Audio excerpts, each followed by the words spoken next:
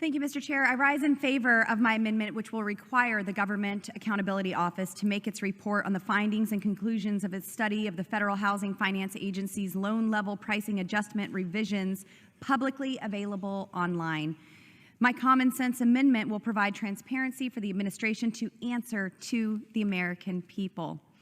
The latest FHFA fee could result in thousands of dollars in additional fees for lower risk homeowners over time while encouraging and rewarding financial irresponsibility. This is a gross overreach and will ultimately contribute to the growing inflation problem we have in this country.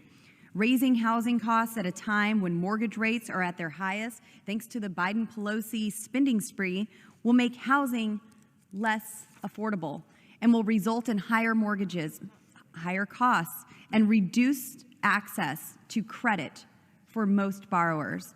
Joe Biden's agenda of equity over equality defies common sense and will endanger the stability of the housing market.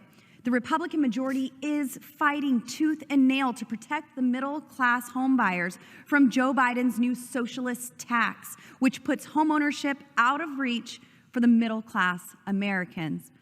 Borrowers with excellent credit should not be punished for doing right and be forced to bear more financial burdens due to fiscal irresponsibility that others have had. Unelected bureaucrats in Washington should not have the ability to impose these un-American regulations on hardworking middle-class families. I'm glad this bill puts an end to business as usual here in the swamp. I want to thank my colleague, Representative Warren Davidson from Ohio, for his leadership to block Joe Biden's new socialist tax to force middle-class borrowers to subsidize risky loans. I urge my colleagues to vote in favor of my amendment as well as the underlying bill. Mr. Chair, I reserve.